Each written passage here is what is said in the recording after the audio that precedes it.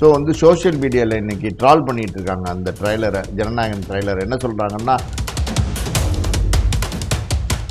படம் வருமானா நிச்சயமாக படம் வரும், ஆனால் எப்போ வரும்னு தெரியும். வரும் ஆனால் வராது. நிச்சயமாக எலெக்ஷனுக்குள்ளே படத்தை ரிலீஸ் பண்ணியே ஆகணும், கட்டாயம் இருக்குது. இப்போ பார்த்தீங்கன்னா எனக்கு தெரிஞ்சு இதையே அந்த படத்துக்கு ப்ரொமோஷனாக யூஸ் பண்ண ஆரம்பிச்சிட்டாங்க. இதே ஒரு ப்ரொமோஷனல் டூலாக யூஸ் பண்ணுறாங்க. ஸோ இது ப்ரொமோஷனலாக இருக்குமா இருக்காதா அப்படிங்கிறதை மீறி இந்த படம் எப்போ வந்தாலும் நிச்சயமாக ஒரு ஹைப் இருக்கும். ஹாய் ஹலோ வணக்கம் சினி கார்னர் நேயர்களே, welcome to the show cinema சாட்சிகள். நான் உங்க விஜய் தயா.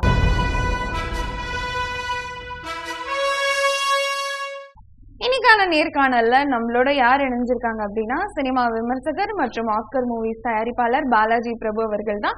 ஜனநாயகன் தள்ளி போனது, அதை பத்தி தான் பல விஷயங்கள் பேச போறோம். வாங்க அவரை சந்திக்கலாம். வணக்கம் சார், எப்படி இருக்கீங்க? வணக்கம், நல்லா இருக்கேன். ஸோ ஜனநாயகன் இஷ்யூ பத்தி பேசலாம். ஸோ ட்ரெய்லர் பார்க்கும்போது ஆல்மோஸ்ட் பகவந்த் கேசரி ரீமேக்னு தெரிஞ்சிருச்சு. வை பகவந்த் கேசரி அப்படின்னு ஒரு கேள்வி வருது. வை பகவந்த் கேசரின்னா, அவங்க பகவந்த் கேசரி வந்து ரீமேக் ரைட்ஸ் வாங்கியிருக்காங்க. அதனால் வந்து பகவந்த் கேசரி படத்தை அப்படியே எடுத்திருக்காங்க. அதனால தான் அதுக்கு இந்த கேள்வி வருது. பகவந்த் கேசரி படத்தை தான் பண்ணுறாங்கங்கிறது பல மாதங்களுக்கு முன்னாடியே வந்து வெளியில் வர ஆரம்பிச்சிருச்சு. ஆனால் அந்த பட குழுவினர் என்ன சொல்லியிருந்தாங்கன்னா, நாங்கள் வந்து முழுசாக அதை பண்ணல, நாங்கள் வந்து அதனுடைய கருவை மட்டும்தான் எடுத்து பண்ணியிருக்கோம் அப்படின்னு சொன்னாங்க. கிட்டத்தட்ட அந்த ட்ரைலரை பார்த்தா பல காட்சிகள் பார்த்தீங்கன்னா அப்படியே அச்சசலாக பகவந்த் கேசரியில் இருக்க மாதிரியே இருக்குது. ஸோ வந்து சோஷியல் மீடியாவில் இன்னைக்கு ட்ரால் பண்ணிட்டு இருக்காங்க அந்த ட்ரைலரை, ஜனநாயகன் ட்ரைலர். என்ன சொல்கிறாங்கன்னா, பகவந்த் கேசரி வந்து ஆரஞ்சு கலரில் இருந்துச்சு, அட்லீஸ்ட் நீங்கள் கிண்டி கொடுத்த கேசரி ஒரு ப்ளூ கலர்லையோ க்ரீன் கலர்லையோ கிண்டி கொடுத்துருக்கலாமே, அதே கேசரியை கிண்டி கொடுத்துட்டீங்களே அப்படின்னு சொல்லி ட்ரால் பண்ணிட்டு இருக்காங்க. ஆமா. ஸோ விஜயோட கடைசி படம் அப்படின்னா ஒரு மிகப்பெரிய எதிர்பார்ப்பு இருக்கும். அண்ட் ஹெச் வினோத் வந்து அஜித்தை வச்சு பல நல்ல படங்கள் எடுத்திருக்காரு. இவங்க இணையும் போது ஒரு நல்ல படம் வரும் அப்படின்னா ஒரு ரீமேக், அதுவும் பாலையா படமா அப்படின்னு ஒரு கேள்வி எழும்புது. இல்லை, ரீமேக் பாலையா படமானா, விஜய் அந்த படத்தை பார்த்துட்டு இது நம்முடைய கடைசி படமாக இருக்கிறதுனால நம்ம அரசியல் பேசணும் இந்த படத்தில். அதுவும் இல்லாமல் பார்த்தீங்கன்னா விறுன்னு இருக்கணும் அந்த படம் அப்படின்னும் போது இது நல்லாயிருக்கும். இந்த கண்டென்ட் தான் விஜய் செலக்ட் பண்ணியிருக்காரு. ஸோ இது எப்படி சொல்கிறது, பக்கா மசாலா படம் அது ஒன்று கொடுக்கணும் விஜய்க்கு. அது ஆல்ரெடி வேறு லாங்குவேஜில் வந்து வெற்றி அடைஞ்ச படமாக இருக்கிறதுனால நிச்சயமாக நம்ம அதை ரீமேக் பண்ணும்போது இந்த லாங்குவேஜ்லேயும் வெற்றி அடையும், நிச்சயமாக அந்த சக்ஸஸ் நமக்கு கிடைக்கும் அப்படின்னு தான் விஜய் பண்ணியிருக்காரு. பகவந்த் கேசரியை பொறுத்த வரைக்கும் பார்த்தீங்கன்னா அதில் எல்லா விதமான எலிமெண்ட்ஸும் இருக்குது. மசாலா எலிமெண்ட்ஸு, ஆக்ஷன்லேருந்து பாட்டுலேருந்து ஃபைட்லேருந்து எல்லாமே இருக்கிறதுனால அதை அப்படியே வந்து விஜய் காப்பி பண்ணியிருக்காரு. இன்னொரு பக்கம் என்ன சொல்கிறாங்கன்னா, ஒரு சில காட்சிகள் மட்டும் விஜய் வந்து அரசியல் வந்து பேசியிருக்காரு. அது பகவந்த் கேசரியில் வந்து பெருசாக அரசியல் காட்சிகள் இல்லை, ஆனால் இந்த படத்தில் வந்து அரசியல் காட்சிகள் சேர்த்துருக்காங்க. விஜய்காண்டி இந்த காட்சிகள்லாம் புதுசாக பண்ணியிருக்காங்கன்னு சொல்கிறாங்க. இப்போ அந்த ட்ரைலரை பார்க்கும்போது பார்த்தீங்கன்னா அது அப்படியே பகவந்த் கேசரி மாதிரி தான் இருக்குது. அதில் பாலையா கட்டியிருக்க வாட்ச் அப்படியே விஜய் கட்டியிருக்காரு. அதில் வந்து என்ன சீன் இருக்கோ அது அப்படியே இங்கே இருக்குது. எந்த லொக்கேஷனில் எடுத்திருக்காங்களோ அது அப்படியே இங்கே இருக்குது. ஒரு கடைசி கிளைமேக்ஸ் காட்சியிலலாம் பார்த்தீங்கன்னா பாலையா வந்து ஜீப் எடுத்துகிட்டு போய் அந்த ஃபேக்ட்ரியை கதவை தள்ளுற மாதிரி இருக்கும். இங்கே வந்து விஜய் வந்து பைக்கில் வந்து ஃபேக்ட்ரி கதவை உடைக்கிற மாதிரி இருக்குது. சின்ன சின்ன சேஞ்சஸ் தான் பண்ணியிருக்கிற மாதிரி தெரியுது.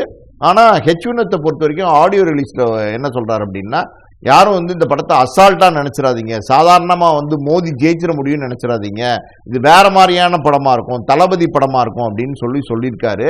ஸோ அதுக்குள்ளே ஏதோ ஒரு அரசியல் ஒன்று சொல்லியிருக்காங்கிறது நமக்கு ட்ரைலரை பார்க்கும்போது நல்லாவே தெரியுது.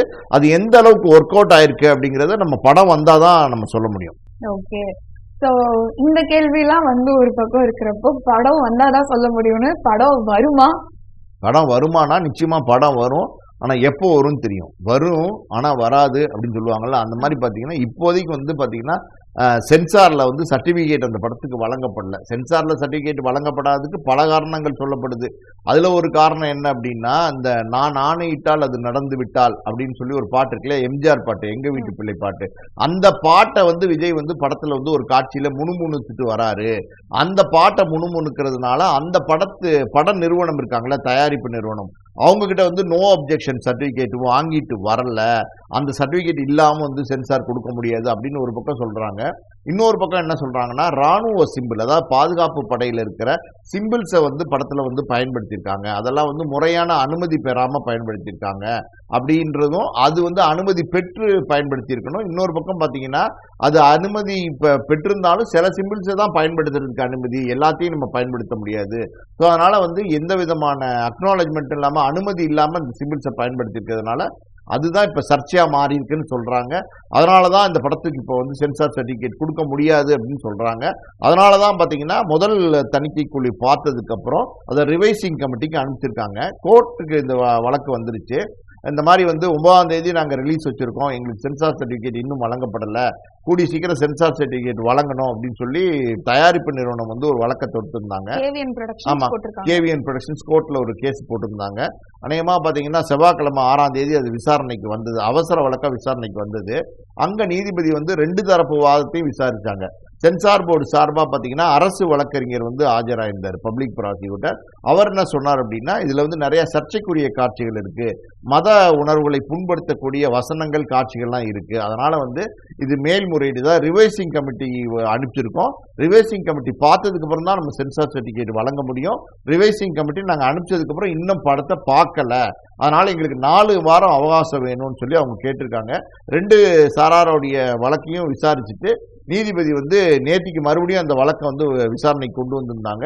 அங்க மறுபடியும் விசாரணையில வெள்ளிக்கிழமை அன்னைக்கு அதிகாலையில, அதாவது அதிகாலைன்னா மார்னிங் செஷன்ஸ்ல வந்து தீர்ப்பு சொல்லப்படும்னு சொல்லியிருக்காங்க. ஸோ அந்த மார்னிங் வெள்ளிக்கிழமை அன்னைக்கு தான் 9ஆம் தேதி. அந்த 9ஆம் தேதி வந்து 9 மணி காட்சி இங்கே கொடுக்கணும். கேரளாலெல்லாம் பார்த்தீங்கன்னா 6 மணி காட்சியே கொடுத்துட்டாங்க.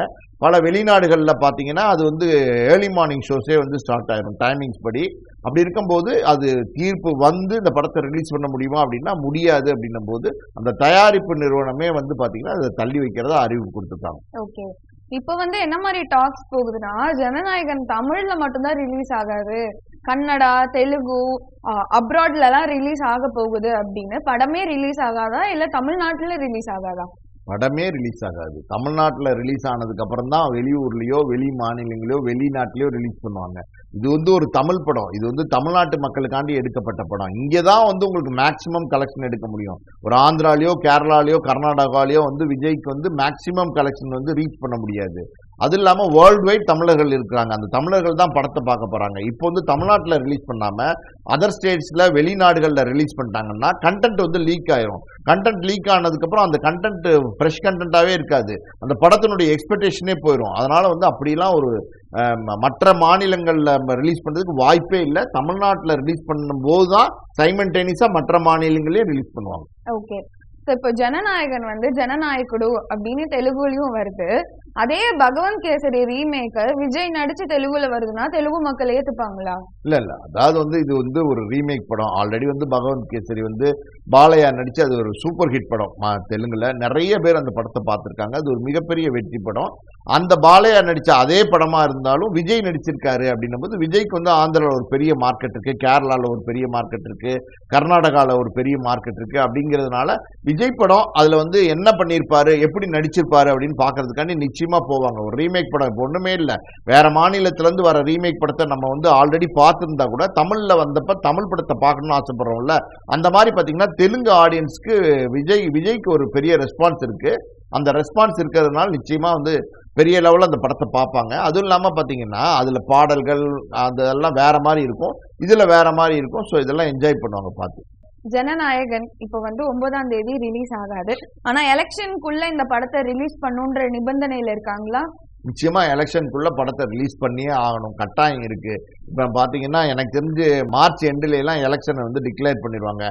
எலெக்ஷன் டிக்ளேர் பண்ணதுக்கு அப்புறம் அந்த படத்தை ரிலீஸ் பண்ண முடியாது. ஏன்னா வந்து விஜய் வந்து அரசியலுக்கு வந்துட்டார், ஒரு அரசியல் கட்சி தலைவராக இருக்கிறதுனால இந்த படம் வந்து எலெக்ஷனுக்கு ப்ரமோஷனா இருந்துடக்கூடாது. அப்படிங்கிறதுனால மார்ச் எலெக்ஷன் அனௌன்ஸ் பண்ணி டிக்ளேர் பண்ணிட்டாங்கன்னா அதுக்கப்புறம் அந்த படத்தை ரிலீஸ் பண்ண முடியாது. அப்படி ஒரு நிர்பந்தமான ஒரு இக்கட்டான சூழ்நிலை இன்னைக்கு இருக்கு. இப்போ எப்படின்னா ஒரு இந்த மாதம் ரிலீஸ் பண்ணணும் ஏதாவது ஒரு தேதியில, இல்லைன்னா பிப்ரவரியில ரிலீஸ் பண்ணணும், இல்லை மார்ச் ஃபர்ஸ்ட் வீக்லயாவது ரிலீஸ் பண்ணணும். ரொம்ப ரொம்ப ஒரு நெருக்கடியான சூழ்நிலை வந்து இன்னைக்கு வந்துருச்சு அந்த படத்தினுடைய ரிலீஸ் தேதிக்கு. ஸோ நிச்சயமா வந்து தயாரிப்பு குழு வந்து அதை வந்து கன்சிடர் பண்ணி கூடிய சீக்கிரம் அந்த ரிலீஸ் தேதியை அறிவிச்சிருவாங்க. ஓகே, ஸோ இப்போ ஜனநாயகன் வந்து ரிலீஸ் ஆகாது அப்படின்றப்ப அது ஒரு மிகப்பெரிய ஹைப் வந்து கிரியேட் பண்ணுச்சு. ஸோ தள்ளி ரிலீஸ் ஆகும்போது அந்த ஹைப் கொஞ்சம் டவுன் ஆக வாய்ப்பு இருக்கா? இந்த ஜனநாயகன் ரிலீஸ் ஆகுது அந்த ஜனவரி 9 போது பெரிய ஹைப் இருந்துச்சு.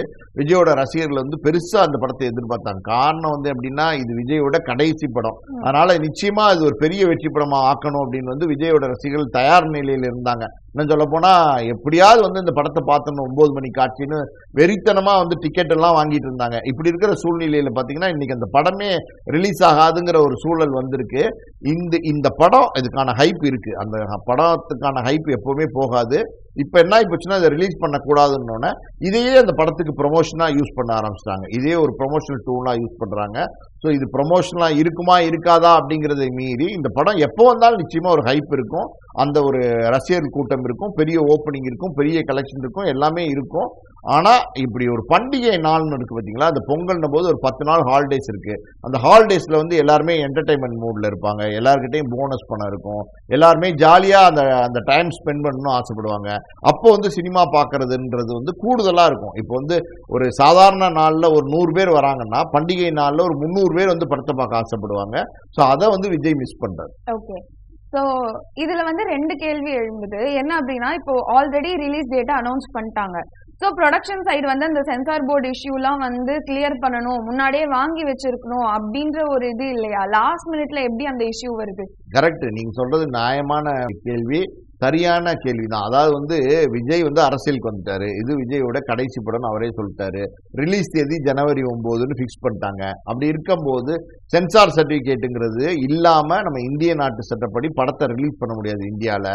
இதெல்லாம் விஜய்க்கு தெரியும். அரசியலுக்கு வந்ததுக்கு அப்புறம் பாத்தீங்கன்னா அவரே வந்து மேடையில சொல்றாரு, பலவிதமான எதிர்ப்புகள் வரும், எல்லா தடைகளையும் நாங்க தாண்டி வந்து வெற்றி அடைவோம்னு சொல்றாரு. அப்படி இருக்கும்போது எதிர்ப்புகள் வரும்னு உங்களுக்கு தெரிஞ்சிருக்கும் போது நீங்க இன்னும் கொஞ்சம் அலர்ட்டா இருந்திருக்கணுமா இல்லையா? அதாவது வந்து இப்ப என்ன சொல்றாங்க, டிசம்பர் 18 நாங்க வந்து சென்சாருக்கு அப்ளை பண்ணிட்டோம் அப்படின்னு சொல்றாங்க. சரி, சென்சாருக்கு நீங்க டிசம்பர் 18 அப்ளை பண்ணிட்டீங்க, 22ஆம் தேதி படத்தை பார்த்துட்டு ஒரு 64 கட்ஸ் கொடுத்துருக்காங்க, ஒரு சில இடங்கள்ல மியூட் பண்ண சொல்லியிருக்காங்கன்னு சொல்றீங்க. இது எல்லாமே ஓகேமா. அதுக்கப்புறம் வந்து அந்த ஃபாலோ பண்ணி யூஎஸ் சர்டிஃபிகேட் கொடுக்குறோன்னு சொல்லிட்டாங்கல்ல, ஏன் நீங்க வந்து பெருசா ஃபாலோ பண்ணாம எதுக்கு நீங்க இவ்வளவு லெதார்ஜிக்கா இருந்தீங்க? எவ்வளவு நீங்க ரிலாக்ஸ்டா இருந்திருக்கீங்க? நீங்க என்ன பண்ணிருக்கீங்க அப்படின்னா அந்த ஆடியோ ஃபங்க்ஷனுக்கு பிளான் பண்ணிருக்கீங்க, அந்த ஃபங்க்ஷனுடைய ரிஹர்சலை பத்தி வந்து நீங்க இம்பார்ட்டன்ட் கொடுத்து பண்ணிருக்கீங்க. இங்க இருந்து கிறிஸ்மஸ் அன்னைக்கே பாத்தீங்கன்னா டோட்டல் யூனிட் வந்து மலேசியா போயிருச்சு. அங்க 27ஆம் தேதி ஆடியோ ஃபங்க்ஷன் முடிஞ்சிருச்சு. அதுக்கப்புறம் மலேசியால இந்த யூனிட்ல உள்ளவங்க பல பேர் பாத்தீங்கன்னா மலேசியாலே தங்கி இருந்து நியூ இயரை கொண்டாடிட்டு தான் சென்னைக்கே வந்திருக்காங்க. சரி, நீங்க வந்து ரொம்ப ரிலாக்ஸ்டா இருந்திருக்கீங்க. ஒரு பெரிய படம், உங்களுடைய கடைசி படம், அரசியலுக்கு வந்ததுக்கு அப்புறம் வர படம், அதுக்கு பெரிய எதிர்ப்பு இருக்குன்னு தெரிஞ்சே வந்து நீங்க வந்து ரொம்ப ரிலாக்ஸ்டா இருந்திருக்கீங்க. இந்த குற்றச்சாட்டை நீங்க விஜய் மேல வைக்கிறீங்களா இல்ல ப்ரொடக்ஷன் ஹவுஸ் மேல வைக்கிறீங்களா? இந்த குற்றச்சாட்டு வந்து விஜய் மேல தான் நான் வைக்கிறேன். ஏன் விஜய் மேல வைக்கிறேன் அப்படின்னா, ப்ரொடக்ஷன் ஹவுஸ் தயாரிப்பாளரா இருந்தாலும் இந்த எதிர்ப்புங்கிறது யாருக்கு வர எதிர்ப்பு? இந்த எதிர்ப்பு வந்து தயாரிப்பு நிறுவனத்துக்கு வர எதிர்ப்பு கிடையாது. தயாரிப்பு நிறுவனம் வந்து விஜய கதாநாயகனா போட்டு அவங்க வந்து கோர்ட்ல சொல்றாங்க, நாங்க 500 கோடி ரூபாய் அந்த படத்துக்காண்டி இன்வெஸ்ட் பண்ணிருக்கோம்னு சொல்றாங்க. அப்படி வந்து விஜயை நம்பி தான் இன்வெஸ்ட் பண்ணிருக்காங்க. விஜய் தானே அரசியலுக்கு வந்தாரு, விஜய் தானே இன்னைக்கு அரசியல் பேசுறாரு, விஜய் தானே வர இந்த 2026 எலெக்ஷன்ல நிக்க போறாரு. இப்ப விஜய் மேலதான் அட்டாக் வரும், பலவிதமான தாக்குதல்கள் விஜய்க்கு வரதுக்கான வாய்ப்புகள் உண்டுன்னும் போது, பாசிபிலிட்டிஸ் இருக்குன்னும் போது விஜய் தானே அலர்ட்டா இருந்திருக்கணும். விஜய் வந்து இன்னைக்கு சினிமாக்கு புதுசு கிடையாது, இதுதான் ஃபர்ஸ்ட் படமா விஜய்க்கே கிடையாது. 33 வருஷமா நடிச்சுக்கிட்டு இருக்காரு, 69 படம் நடிச்சிருக்காரு. இது இல்லாம சினிமா பின்னணியில வந்தவர் தான் விஜய். அவங்க அப்பா எஸ்.ஏ. சந்திரசேகர் வந்து பாத்தீங்கன்னா ஒரு இயக்குனர் தயாரிப்பாளரா இருந்தவர், இன்னைக்கு அப்படிதான் இருந்துட்டு இருக்காரு. ஸோ பல படங்கள் இவங்க வந்து ஒரு இயக்குனர் தயாரிப்பாளரா எஸ்.ஏ. சந்திரசேகர் சென்சார் பண்ணியிருப்பாரு, இவர் நேர்ந்து பார்த்திருப்பாரு, இவரோட படங்களுக்கு சென்சாருக்கு போயிருக்கும், அந்த பிரச்சனைகளை சமாளிச்சிருப்பாரு. இது எல்லாமே விஜய்க்கு தெரியும். அப்படி இருக்கும்போது விஜய் வந்து இதை அலர்ட்டா பண்ணியிருக்கணுமா இல்லையா? விஜய் வந்து அலர்ட்டா பண்ணாம ரொம்ப மெத்தனமா வந்து இதை பண்ணிட்டாரு. நான் இன்னொரு கேள்வியும் கேட்கிறேன், நீங்க எதுக்கு வந்து டிசம்பர் 18 வந்து போய் சென்சார் கொடுக்குறீங்க? படப்பிடிப்பை பொறுத்த வரைக்கும் பாத்தீங்கன்னா 6 மாசத்துக்கு முன்னாடியே முடிஞ்சிருச்சு. இப்பதான் போன வாரம் தான் முடிஞ்சிச்சு, அதுக்கு முந்தின வாரம் தான் முடிஞ்சிச்சு, அந்த கதையெல்லாம் கிடையாது. 6 மாசம் முன்னாடி படப்பிடிப்பு முடிஞ்சிருச்சு, போஸ்ட் ப்ரொடக்ஷன் எல்லாமே முடிச்சிட்டீங்க, பக்காவா நீங்க ரெடியா இருக்கீங்கன்னும் போது சென்சாருக்கு முன்னாடியே நீங்க அனுப்பிச்சிருக்கலாமே. ஒரு உதாரணத்துக்கு நவம்பர் முதல் வாரத்திலே அனுப்பிச்சிருந்தீங்கன்னா இந்த மாதிரியான பிரச்சனைகள் வரும்னு தெரிஞ்சிருக்கு. தெரிஞ்சிருக்கோ தெரியலையோ இதெல்லாம் வந்து நீங்க வந்து முன்னாடியே அனுப்பிச்சிருந்தீங்கன்னா இந்த பிரச்சனை வருதுன்னு வச்சுக்கோங்க. 4 வாரம் டைம் கேட்குறாங்க. அப்ப என்ன ஆகும்? ஒரு டிசம்பர் மிட்லேயே உங்களுக்கு சென்சார் சர்டிஃபிகேட் கிடைச்சிரும், இல்ல ஒரு ஜனவரி பிகினிங்லயாவது ஒரு சென்சார் சர்டிஃபிகேட் கிடைச்சிரும். நீங்க எல்லா ஆப்பர்ச்சுனிட்டியும் மிஸ் பண்ணிட்டீங்க. நீங்க வந்து ஒரு ப்ரீ பிளான்டா பண்ணிருக்க வேண்டிய விஷயத்த ரொம்ப ரிலாக்ஸ்டா பண்ணி இப்போ வந்து தோல்வியை கண்டிருக்கீங்க. இப்ப வந்து பாத்தீங்கன்னா இந்த படம் வராதனால ரசிகர்கள் பெரிய ஏமாற்றம் அடைஞ்சிருக்காங்க. இந்த தமிழ்நாட்டில் புக்கிங் ஓப்பன் ஆயிடுச்சு, அதர் ஸ்டேட்ஸ் புக்கிங் ஓப்பன் ஆயிடுச்சு, வேர்ல்டு வைட் புக்கிங் ஓப்பன் ஆயிடுச்சு. வேர்ல்டு வைட்லாம் பார்த்தீங்கன்னா தியேட்டர்ஸ் எடுக்கிறது அந்த குறித்த நேரத்தில் இந்த படம் வரலைன்னா ஏகப்பட்ட சிக்கல் இருக்கு. நம்ம இந்தியாவாவது பரவாயில்ல, வெளிநாடுகளில் ரொம்ப ஸ்ட்ரிக்டா இருப்பாங்க, ரொம்ப டிசிப்ளினா இருப்பாங்க. இதெல்லாமா இல்லை பலவிதமான பிரச்சனைகளை இந்த படம் ஃபேஸ் பண்ண போகுதுன்னு தெரியும் போது அந்த அலர்ட்னஸ் இல்லாமல் இதெல்லாம் பண்ணி வச்சிட்டீங்க.